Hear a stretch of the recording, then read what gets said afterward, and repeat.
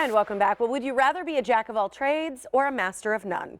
Our next guest says the first path might actually take you further in life. How about that? Our first guest this morning is Pat Flynn. He's the author of How to Be Better at Almost Everything. It is a book to help you learn anything quickly, stack your skills, and dominate. We like it. He was here before. Welcome back. We talked about kettlebell workouts last time you were here. Yeah, good to see you. Thanks for having me on again, and thanks for not making me stretch before. Yeah, you're welcome.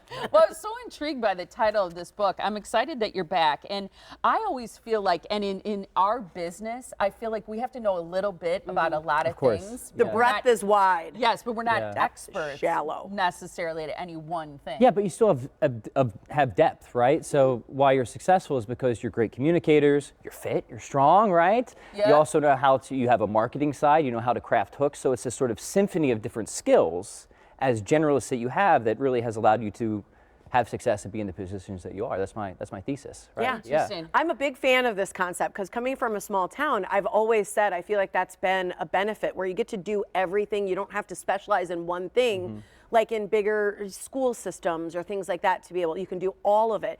Why do you think a generalist is better than being somebody who specializes particularly? Yeah, so this isn't typically what we're told, right? We're told if you want to get ahead, you should hyper specialize. Just focus on one thing and try to be the best in the world at it. But when you look around, you realize that's not the case. You look at people like you and modestly people like me, and the reason I think that we're able to find success or find creative breakthroughs is because we're able to pull from different areas and we're able to stack different skills to form certain competitive advantages. So being a generalist doesn't mean that you're just okay at a lot of things. I think you do have to have a significant amount of depth in at least some things, but it is focusing on skill stacking rather than hyper specialization. Give us some examples, if you would, so we understand it, because you talk about the Swiss Army knife approach to life and why generalists thrive.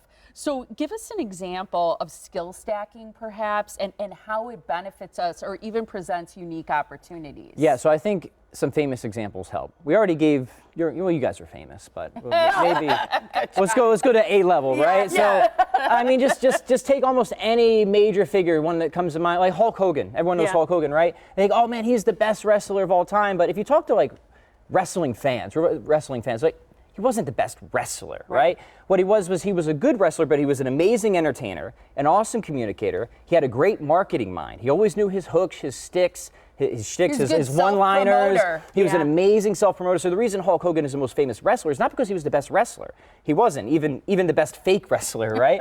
He was just good at a lot of different things, and whether he knew it or not, he was able to stack them in such a way that made him stand out way more than any other professional wrestler. I love that example. Yeah. I think that helps us so understand your point. Yeah. So what about learning things quickly? Because ultimately some people maybe didn't grow up with this mindset or haven't lived their life that way. So if they didn't, how can they learn some things quickly so they can start stacking skills? So this is actually a sort of fruit of generalism for me, where in exercise, in the weight room, you learn certain things about getting stronger. And I realized over time, well, a lot of these principles actually apply to skill development. So one of these principles is the idea of effective reps or repetition and resistance. If you want to get stronger, you need to do something, and you need to do that something specifically, but you also have to make it darn hard. It needs to be, at least some of the reps need to be really challenging. Got to build that muscle. You got to build that muscle. So sometimes people will practice something, but they don't use enough intensity. Take music, for example. I've been a guitar player for many years. I see a lot of people, their guitar routine is the same, but they don't push themselves. Say they don't put the metronome high enough or low enough. They don't have enough practice time where they're really straining, really being challenged. So the repetitions are there. Look at you go. But not the resistance. Yeah, look at that guy, right? All that fast finger down, I would say. All that hair. Another thing that I learned from music that I then applied back to skill development is having a system of feedback. So one of the worst things in the world is either seeing yourself on camera or hearing your voice recorded, because how could any human sound or look that bad? But what happens, you notice things. And you notice things that you don't notice in real time. I'm sure I'll look back at this segment and be like, I said way too much, right? But that's how you improve. You need to have a constant system of recording and feedback, whether it's recording your music, recording your voice if you want to be a better communicator, taking video of yourself. Even with writing, there's a way to do this, is you read it aloud. Or you wait. Stephen King had great advice for writing. He said, put whatever you just wrote away for 3 months.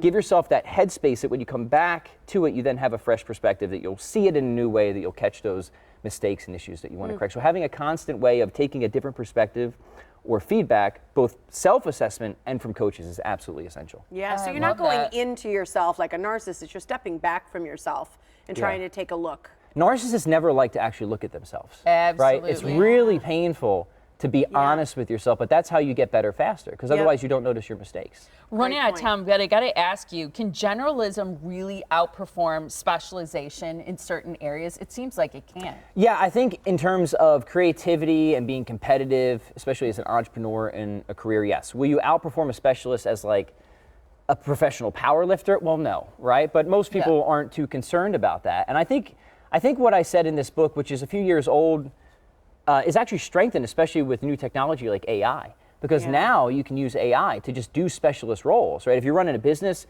I can have the robot be my graphic designer. I can have it be my sales copywriter. As long as I know a little bit about those things, I kind of know what to look for.